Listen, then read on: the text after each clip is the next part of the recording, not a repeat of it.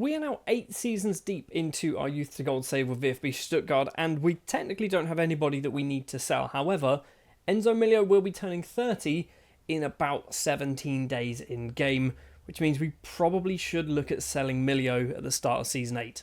But he is the only player. This is our squad. We have Milio, who is 29, soon to be 30. We've got Ulrich, who's 27, and then we've basically got all of these players from this point downwards that we've basically signed ourselves, or they have come through various youth intakes. Something that has always been kind of out of our reach of our Youth to Gold save with VfB Stuttgart is the Bundesliga. In fact, most of the time, the top 4 has been out of our reach. We've been finishing 5th or 6th quite a lot of times. Last season, it was actually a 3rd place finish, which means this time around, we do find ourselves in the Champions League. A Champions League that I don't think we're going to be good enough to win, but a Champions League that I hope we're going to be good enough to do reasonably okay at. Is that a good kind of description of what I want to do this year? Obviously, on the 1st of July, the transfer window has opened, but no business has taken place as of yet. We've got a whopping £67 million to spend, but as this is a Youth to Gold save, we can only buy teenagers or younger. And by younger, that means 12-year-olds, right? We can't buy 12, we can only buy teenagers. That makes a lot more sense.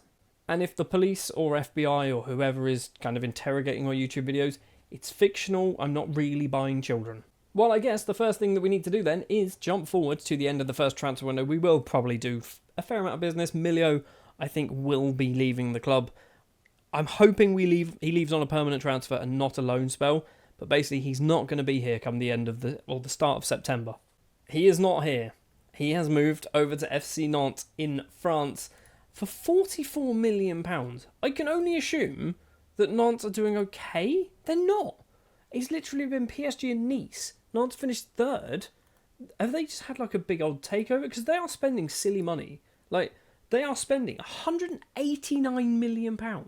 So in 2028, they had Joel Janssen take over, who is a tycoon. So I can only assume he is a billionaire who's just throwing money at this squad. But they're just spending silly money, signing Enzo Milio for £44 million from us. But not just that. Obviously, that's the most expensive. They signed Amadou Onana for 30, Lano Gil for 26, 22 million on a guy called Siga Balanova for 21, Quaresma for 20. They're spending a lot of money, and they're doing that most seasons. 113 that season, 91 that season. They've spent silly money. Anyway, we're not in control of Nantes, but maybe in a different universe we might be.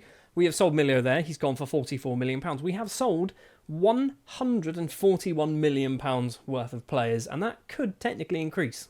Because we sold Yassir Khan to FC Metz, he's gone for about £4 million or £3 million, possibly going up to £3.1 million. And then there's one other player. Yes, he's gone for about £100 million. And that is Yannick Chappendonk. He has moved over to Chelsea because they needed a 9th goalkeeper. He's gone for £90 million, possibly going up to £100 million. Is he their number one? I feel like he might not be their number one. So they've got Petrovic is still there, who's still very good. They've got Luis Jr., who's very good. They've got Chappendonk, who we know is very good. And they've also got Caleb Anson, who's very good. Chelsea are going to Chelsea, aren't they? They're just going to do it every time. We have also spent £32.5 million, I think, in total, bringing in 3 new players to the club. Marcelo Gutierrez is the first one to join. He's technically the Chappendonk replacement, but not really, because he's not going to be our number 1 goalkeeper. 19 years of age, Uruguayan international, cost £5 million from Nacional. Obviously one for the future, but definitely could be one for now. For £6.25 million, we have signed Juan Cruz Zapata, who is an Argentine left winger signed from San Lorenzo, and he's immediately gone out on loan to Aston Villa. And I will tell you why he's gone out on loan. It is not because I don't intend on playing him, it's because technically I cheated, okay? He turned 20 on the 16th of the 8th, and I think we signed him on like the 18th of the 8th. The deal was going through. I found him when he was 19, and I was doing all the right things, and we didn't complete it in time, so technically we signed him when he was 20, and I thought the best way to punish myself is to loan him out where he's probably going to get more game time playing for Aston Villa. So is it really a punishment? And the final player that we have signed has cost us £21 million from Celtic. It is Scottish international striker Tony Irwin, who I think could be very good. My coaches think he's going to be very good. My scouts thought he was going to be very good, which is why we've thrown probably too much money. But then again, we did spend nearly £100 million on Russell Hammond, so maybe £21 million is actually a reasonable sum of money for somebody who could possibly be a world-class footballer. He is currently a Wonderkid. I think everyone we've signed actually in the summer is a Wonderkid. Yes, all three of them are Wonderkids. You can see as well, obviously, a whole bunch of loans have taken place. Nicholas Nagel has gone to VfB Wolfsburg. We have got Vessi to Stoke. Mikel Gonzalez to Valenciennes. Last season, he was the experiment. Didn't really go too well. He did increase his determination, and that was about it. Baumgartel, Sievert, Rodriguez, and Altvatar have all gone on loan to Farrell Costanza, one of our brand new feeder clubs. We've got Stirrup, who's gone to Regensburg. We've got Kesmenlini, who's gone to Rostock. We've got Zapata, as we know, to Villa, Oxborough to Coventry, Ross McDonald to Rostock, Lewis Alsop to Portsmouth, Elias Morea to Luton, Moreno to Karlsruhe. We've got Ilekenya to Hoffenheim and Luis Osorio going to Hertha. So yeah, it's been kind of 3 transfers in, 3 transfers out, and then 7 million loans apparently. We have obviously kicked off the season already. We are currently sat 3rd in the table. 2 wins against Augsburg and Union Berlin, and a draw as well against RB Leipzig. Everyone at the top of the table, in fact the top 5, all on 7 points. So right now we're in a good place, but obviously 3 games played. Literally anything could happen from this point on, and we could finish bottom of the table. We also beat SV Meppen 4-0 in the DFB Pokal first round, because we play normally, I say always a bunch of amateurs. I mean, they're a professional side. A lot of the time you play a bunch of amateurs. Obviously, we are in the Champions League this season. These are our opponents. So Liverpool at Anfield. We've got Porto at home. We've got Red Star over in Serbia, Lyon in France. We've got Real Madrid at home, heading to St James's Park to play Newcastle. And then Sparta Prague and Galatasaray, both home matches finishing off. I mean, if we can get out of the group stage, that's obviously good. If we can finish top 8, that's good.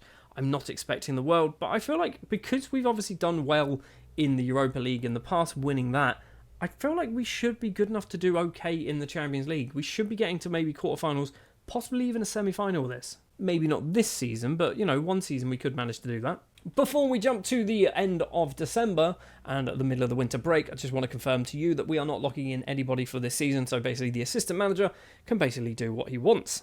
And we do have technically 4 assistant managers. I think this is the guy, David Cresidlo, who is our kind of our number 1 assistant manager. So he's the one who's winning manager of the months and things like that. So he's the main guy, but we do have, like I said, 4 of them in total. But this is the one who's basically doing all the hard work. Arguably, we can do better. Right then, let's jump forward then to December, see how well the first half of the season goes, see how well our first 6 matches, I think, in the Champions League go as well, and obviously we'll be straight into another transfer window. Well, let's kick things off then with the DFB Pokal, and you'll notice we're not in the quarter-final, and that's because in the second round, we drew Bayern Munich, which we lost on penalties, which is kind of frustrating. I guess we're supporting Hansa Rostock at this point, because they got through to the third round, beating Karlsruhe into the quarter-final where they play Hertha. I think they're not good enough to win anything, but the fact that they've managed to get all the way through to the quarter-final, and there's big teams there. Obviously, Bayern are a big team, but nobody else there is kind of stand out a superb side. So I feel like there's a weird kind of outside chance that Hansa Rostock could win the DFB Pokal. When it comes to the Champions League, it's not going amazing, is it? We have got defeats against Newcastle and Liverpool. We've got draws against Real Madrid and Lyon. We've got victories, though, against Red Star and Porto. So we're beating the teams you should expect us to beat. We're drawing with teams that arguably we should be drawing with. Maybe Real Madrid we should lose to. And we're losing against teams that maybe we should be losing to. So is this bad? I mean, it's not good. We should be winning more games than what we are managing to do. But we are still within a shot of getting through to the first knockout round. And ultimately, that's all we need to do. Just get through the group stage, get through the kind of the tough bit, and then it's just straight knockout football, and then we should be fine. I say that like knockout football's easy and makes sense to everybody. It's not going to be fine, because we're probably going to end up playing somebody like, I don't know, Real Madrid and losing 6-0 to them. Something that is going fine, though, is the Bundesliga. Last season, I think we were in a similar situation where we were top of the table for quite a while, and then we started to plummet like a stone, or maybe a few seasons ago that was the case. This time around, we've played 16, we have won 14 of them, and I think there's some good victories in there, beating Bayern actually 3-2. We've got 2 draws against HSV and Leipzig and 0 defeats to our name. The problem is RB Leipzig also have 0 defeats to their name. So they've got a couple of draws in there, more than we do, but everything else is pretty much the same. They've let in 5. They've let in 5 goals in 16 games. That's ridiculous. Obviously, transfer window is open. Huge amount of money to spend. We've got £132 million because of the Schappendonk money that came in over the summer that we are basically never going to be able to spend properly at all. So let's jump forward to the end of January, see how much of that money we can waste. Before we talk about wasting money, because we've brought in, I think, 2 new players into the club, we are still top of the league. and it is now a 5-point gap between us and Leipzig because they have lost the match and we have just kept on winning and drawing. So we've got draws against Union Berlin and Bayer, I think, are the two new ones, but we've also got some victories in there. 5 points clear at the top of the table after we are over the halfway point. We could win the Bundesliga this season. That is a distinct possibility. We could also win the Champions League because we have made it through the league phase. We finished 12th in the end, so the final two matches we beat Galatasaray 6-2 and then Sparta Prague 11-0. How did we win 11-0? That's ridiculous. We'll have a look at that in just a second. So we are through that. We're into the knockout playoff round against Ajax. If we get past that, obviously we will then be drawing one of the top 8 teams there. Realistically, Nice. Nice is the one you want, isn't it? We should be good enough to beat Nice.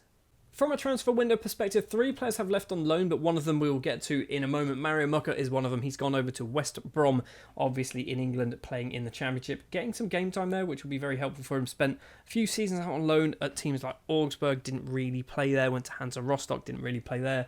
Weirdly going to the Championship, and he's already started 3 matches. I don't understand Football Manager sometimes. Another player who's headed over to England to get some more game time is Argentine international Ezequiel Amato, now 26 years of age. The 6'6" centre-back, he needs game time. He spent last season, or not last season, a few seasons ago, on loan at Watford. Is he possibly going to become English? Is that a thing? Continuously, so it's not going to become a thing. Fair enough. But, he's good, right? He's good at football. He just needs, I don't know what it is. I don't know. There's just something about that isn't good. We have got 2 players who have joined the club, and obviously, at least one of them is a Wonderkid. Jan Svoboda is an 18-year-old Czech defence midfielder and centre-back signed from Slavia Prague. Definitely one for the future, but also can do a job for us now. He is in as a squad player. He is loan listed, so if anybody does want him, obviously they can take him, but he's good. He's good at football. He's 18. He's cost £8.5 million because we've got money to waste. Realistically, he's probably not worth that. I mean, he probably is, but he's come directly from Czechia, so maybe he shouldn't be worth that amount of money. But we've got the money to spend, so we have spent it. We've also spent about £16 million on someone else and immediately loaned them out. And that is 19-year-old Brazilian attacking midfielder Mazinho. He has been signed from Flamengo and gone out on loan to Nice, a team that I want to draw in the Champions League. So if we do draw them in the Champions League, does that mean we might be playing against Mazinho? I don't know, but of course he's a Wonderkid. That's all we seem to do now is just sign Wonderkids. We brought in 5 players this season. Every single one of them has been a Wonderkid, and we've only spent about £50-odd million. Mazinho, definitely one for the future, but I think he's good, right? I think we've got ourselves another good player. For the second half of the season, I have decided that we're going to lock in one player, and that is Roberto. And the one reason is he wants to play more football, and I think he's good enough to play more football, so we're going to lock him in as a centre-back for the second half of the season. I think he's good. I don't know. The problem is he's only 2-star potential, or 2.5-star potential, so I don't know whether he's going to get any better than that. So it might be a risk maybe in the summer we just look to sell him on. He is wanted by Bristol City on loan, because why isn't he?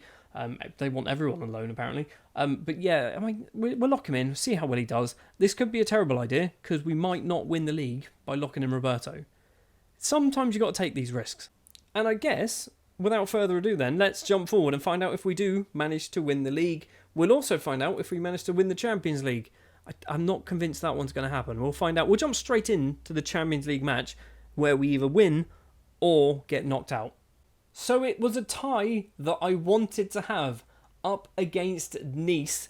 Nikolic has the ball for us. We are 15 minutes in. Arbeloda opens the goal scoring for us. 15 minutes on the clock. However, just a few minutes later, our own player, Mazinho, something I thought might happen, sets up Sauer, who makes it 1-1 on the 16th minute.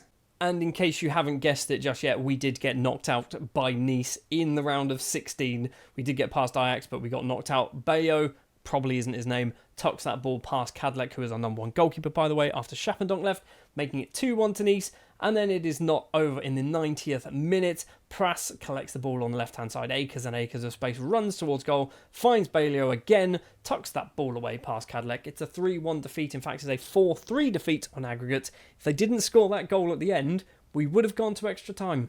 It is annoying seeing our own player there with an assist and a decent rating, but sometimes Football Manager just kind of likes to screw you over like that. However, one thing Football Manager has not done is screwed us over when it comes to the Bundesliga. We have been crowned champions of Germany. We take the lead in this match here against Bayer through Arbeloda, the Colombian international. On the 8th minute, we double our lead. It's Evans, the Welsh central defender, tucks that ball past with a lovely headed effort there. We make it 3-0 on the 29th or 30th minute. Roberto, locked in as a centre-back, plays it across to Evans, the full-back. The full-back? He's not a full-back. I think he's a centre-back as well. Caballero is the man in the middle to put that ball away. The game is not finished just yet, though. In the second half, just 5 minutes into it, we make it 4-0. Caballero with a lovely... Was that a Rabona? Finds Hammond in the middle. We win the match 4-0, and that 4-0 victory not only confirms us as champions of Germany, but we are invincible. We have won the league with 27 wins, 7 draws and 0 defeats. In fact, that win against Bayern didn't kind of crown us champions. And I'm going to assume that we were crowned champions possibly there. Imagine if you win 8-0 and then get crowned champions at the end of the match as well. That would be amazing. So we are champions of Germany. I didn't think this was going to happen, but we are champions of Germany for the first time since 2006, 2007. Every other competition that we're in was kind of a bit of a shambles, getting knocked out in the round of 16 by Nice and the second round of the DFB Pokal by Bayern Munich. But the fact that we are champions of Germany is obviously very, very good. Season 9, we enter the Club World Championship. We can already see who is going to be in our group. It will be Colo Colo of Chile. We also have ES Tunis of Tunisia and Real Madrid, obviously, of Spain. I think we should be getting through that. I mean, the Club World Championship is a bit of a strange competition in real life and in Football Manager because obviously a lot of the time just European sides end up kind of powerhousing their way through. So Real Madrid will probably get through with ourselves. We're probably going to see Newcastle, I'm going to say River in Group D. It's going to be Barcelona and Roma going through in Group C. Group B is probably going to be Boca and Porto. Group A is probably going to be Arsenal and PSG. We've also got Group F, G and H down here. So AC Milan and Al Ahly. In Group G, that's an interesting group. Of all the groups, that's the interesting one. Obviously, Al Ahly from Egypt. We've got Al Ittihad from Saudi Arabia, PSV from the Netherlands, and Palmeiras from Brazil. That one could go literally anyway. And then Group H, we have a fellow German side in Bayern, probably getting through with Benfica. Or maybe Al Duhail. I can't imagine Leon of Mexico getting through. They might do, you never know. Before we end the season then, I just want to draw your attention to 3 youth players that have joined the club. We've got Levi Hughes, who is a Welshman who's come through our youth intake. He might be alright. These basically, I don't really do too much with the youth intakes. I have a look at them and go, he looks like he's probably good. I'm definitely going to sign him up, but for the most part, I just let the sort of assistant or head of youth development do that. We've got Mert Kosak, could be his name, a 16-year-old goalkeeper. Signed, obviously. I'm not expecting the world from him. He is wanted by lots of teams, though. So maybe there could be something there. Potential value of £1.1 million. And then we have Janos Katona, who, again, I'm not expecting the world from Katona. He's not a striker. I don't know why you think you're a striker, mate. You've got 7 finishing. You might be a winger. Maybe, I was going to say an advanced playmaker, possibly. You're certainly not a striker. Somebody who is a striker, however, is Tony Irwin. Obviously, our signing in the summer from Celtic. Didn't actually start a huge amount of football, only scoring 6 goals, but 5 starts, 21 off the bench. Improving, though, which is very good. His value is 93 to £110 million. Rodolfo Caballero, the 24-year-old Mexican international, is still utterly ridiculous. He's got 23 assists, 18 goals as well in all competitions. He's amazing. For what? £6.25 million. I was not expecting him to turn into somebody this good. He's so good for us, and he's only 24. Arbeloda is still kind of getting better. He's still scoring a lot more goals, 20 this time around. So, he's not getting 20 league goals a season. That's what I want to be seeing from Arbeloda. I want to see 20 league goals. He's getting 20 in all competitions, but only 13 in the league. Russell Hammond is actually doing just as good, if not better. 22 in all competitions, 17 of them coming in the league. Obviously playing as that attacking midfielder. 2 England caps now to his name. A value of 99 to £121 million. I feel like I'm vindicated for my £91 million signing. It was a lot of money at the time, but I trusted the scouts, and my scouts were quite clearly right. And the top goal scorer is somebody who was obviously a real player, somebody who joined us in Season 1, technically of our Season 1, is Asane Diao, scoring lots and lots of goals. 18 in the league, 26 in all competitions, 10 assists. This is his best season ever with the club. He's 27. He's going to be 28. I mean, we're not going to have to sell him, are we? I think the Season 10, he might be 30, but Diao might be here until the end of time. Not the end of all time, just the end of this save, obviously.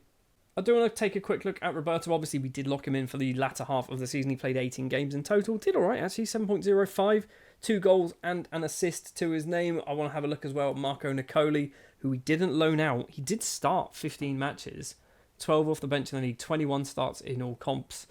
He's getting better, isn't he? He's getting better. He's still not good, but he's getting there. I will take a look, actually. So having a look at the loans. We've obviously loaned out everyone under the sun. Let's sort by club. So Zapata, we're not going to care too much about Zapata. We've got, what's his name? He went to Valencians. Mirko Gonzalez played 35 times. He played football. He's still rubbish. The fact that he's played 30 times in Ligue 2 says to me that this is his level. Okay, we've found his level. He is improving.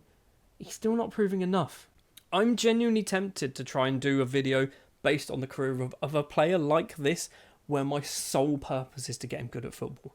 I don't know how I will do this, or if this is even possible, but this is how I like to kind of develop players. I like to pick players who shouldn't get good and try and get them good. Players with terrible kind of hidden attributes, terrible determination, weird attributes in strange places, like really aggressive, like right wingers that don't need to be aggressive, things like that. So Mirko Gonzalez, for me, he's a little project. And I'm determined to get him good. I'm hoping he's a late bloomer, but the potential ability of 2 stars now is not filling me with hope. What is filling me with hope, however, is Niklas Nagel at VfB Wolfsburg in Bundesliga 2 has got 13 goals this season. He's done really, really well. 45 goals for every single team that he's played for, although 17 of them did come for VfB Stuttgart 2 that season and 6 the following season. I need to check who won the DFB Pokal. Was it Hansa Rostock? No, it was Hertha. It was Hertha, who are finished 18th. They've been relegated. They've been relegated, finishing bottom of the table, but won the Europa League. Won the DFB Pokal, qualified for the Europa League in Bundesliga 2. Where did they get knocked out? So they got knocked out in the quarterfinal. Okay, they lost against the eventual winners. That's not that exciting. I was hoping Hansa Rostock would get to a final. So Season 8 in the bag for our VfB Stuttgart Youth to Gold save. Season 9, obviously we have just 2 seasons left. We've got nobody to sell. Laurent Ulrich, maybe. We don't need to sell him, but he's not really playing, so maybe we can kind of shift him on. If we can get £10 million, that's pretty good, especially if we've got a little bit of interest. But we don't need to sell anybody, which means Season 9 is probably just going to be us trying to spend a whole bunch of money, because we know we've got a lot of it. £70 million to spend. We might buy some more Wonderkids.